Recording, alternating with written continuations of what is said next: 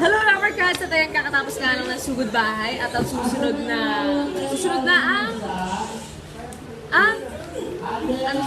Hakot pa more. At ayan, so ngayon na weekend na naman, Sabado, grabe na miss ko mag-barangay. Sa Sabado ngayon na lang ulit ako mag-barangay dahil wala si Ate.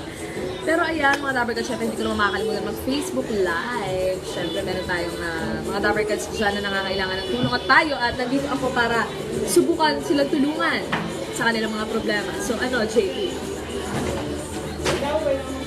Ito na. Wala pa rin email si May Gabina, pero gagawa na ako, gagawa na. Ayan, di May Gabina. Gusto ko pong humingi ng payo sa sobrang tagal ko ng problema. Alam ko po, hindi lang ako ang may... Hindi lang ako ang may problema nito. Sobrang hirap na akong gumising. Lagi po akong nalilate sa mga appointments ko. Yung alam ko po, palaging 3.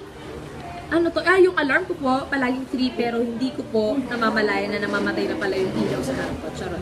Hindi ko po namamalayan na pinapatay ko. Parang gusto ko po lagi na nagmamadali ako. Ano po ba kailangan kong gawin para mabago ko sa sarili ko ito? Kailangan ko po bawasan yung tulog ko. Kailangan ko bumili ng alarm, mga 5 piraso. Huwag na lang ako matulog. From Christian de los Santos. Christian, ang may papayo ko sa'yo, huwag ka na lang matulog. Para siguradong hindi ka malilate, charot. O kaya bumili ka ng mga 10 alarm ko.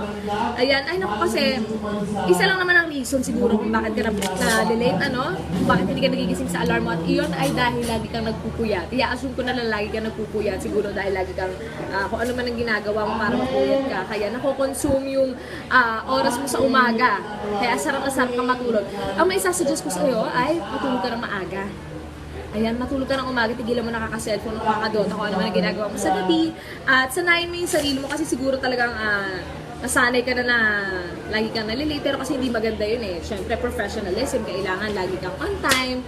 Alam mo, malaking bagay kasi yun and hindi mo pwedeng hayaan na ganyan ka na lang hanggang sa tumanda ka. Kasi kung ilang taong ka man o kung nag-aaral ka man o kung ano man ang profesyon mo ay mali kasi na, alam mo yun, nasanay ka sa ganyan. Kasi kapag tumanda ka, kapag nagkatrabaho ka na hindi yan pwede sa trabaho mo, naku, hindi mo pwedeng sabihin na, hindi mo pwedeng idahilan na hindi ka nagising sa alarm mo, kahit di may alarm mo, kahit di ka na natulog, na-late ka pa din. Naku, hindi na acceptable yung mga ganyang mga ganyang rason. Kaya ayun, may papayo ko lang sa naman sa'yo ay matulog ka ng maaga. At siguraduhin mo yung alarm mo ay malakas. Kung ayaw mo, pabili ka ng, ang tawag doon? Bell? At tagalog ng bell? Kampana. Ayan, pabili ka ng kampana, bumili ka ng kampana kasi laki nung sa simbahan. Tapos, mag-utos ka sa mga kasama mo sa bahay na kalampagin nyo, napatunugin nyo kapag kailangan ka nagisingin. O kaya naman, syempre, magpagising ka na lang sa mga kasama mo sa bahay. For sure naman meron ng mga tao mas maaga nagigising sa'yo and for sure naman na meron kang kasama sa bahay. Kaya yan, magpatulog ka sa kanila, huwag ka kami nilang tantanang, bugusan ka kami namin, natulog ko kayo ng malamig na tubig para magising ka. Ayun lang. Ikaw ba, nag-alarm clock ka o kaya mong gumising? Well, kasi nung una, nag-alarm clock ako. Hanggang ngayon naman, nag-alarm ako, pero kasi yung body clock ko, nasanay na rin. So, kahit hindi ako magising sa alarm, kahit yung sobrang point ako, kaya hindi nag-ring yung alarm ko, nagigising pa rin ako on time. Kasi nasanay na ako gumigising ng ganung oras. So, ayan, eventually kapag araw-araw mo ginawa yan, pag nagpagising or kapag pinalitan mo yung alarm mo, kapag natulog ka ng mas maaga, masasanay din yung body clock mo na gumising sa ganitong oras. Kaya ayun, yun ang papaya ko sa'yo kasi hindi maganda yung laging nalilate. Kailangan i-set niyo yung priorities mo. Oo, kailangan i-set mo yung priorities mo kasi pag tumanda ka talaga, pag nagtatrabaho ka, hindi ka na pwedeng maging ganyan. Sobrang laking bagay sa trabaho yung pagiging punctual. Kaya sa mga oras, hindi ka pwedeng nalilate, hindi mo pwedeng idahilan na traffic. Kahit hindi sa trabaho, kahit saan, di ba? Kahit saan, kahit sa eskwela. Kasi syempre yung mga bata, nadadahilan pa nila na kasi hindi sila nagising o hindi sila nakapag-commit. Kasi pag nag-aaral pa tayo, medyo acceptable pa yun, lalo pag mga grade school. Pero syempre, grade school, suwal ka sa akin grade school. So malamang siguro nagkatrabaho ka na. Kaya ayun, set your priorities in order. Lalo na, unahin mo yung pagising mo sa umaga. Kasi pag di ka nagising sa umaga on time, baka maapektuhan yung flow ng buong araw mo. Kaya ayun,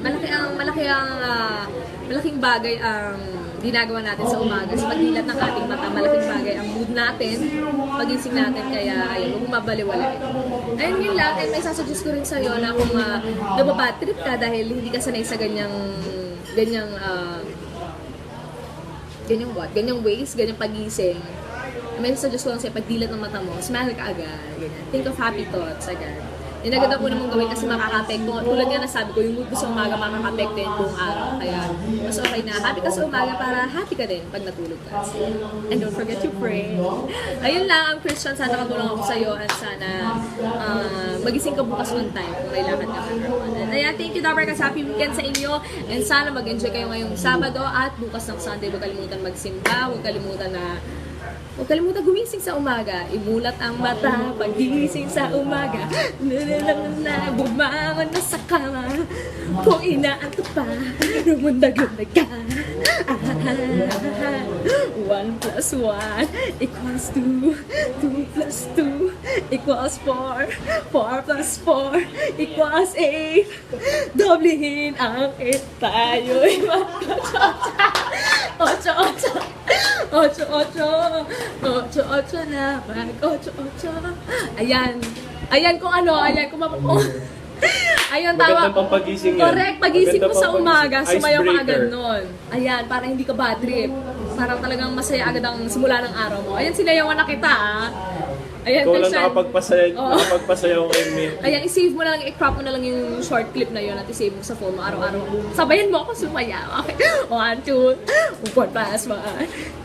Okay, ang haba na 7 minutes na ako. Ayan, maraming salamat Dabarkas sa nanonood. Eat Bulaga at sana have a great weekend kayo lahat. Have a great weekend kayo lahat. Ano yun?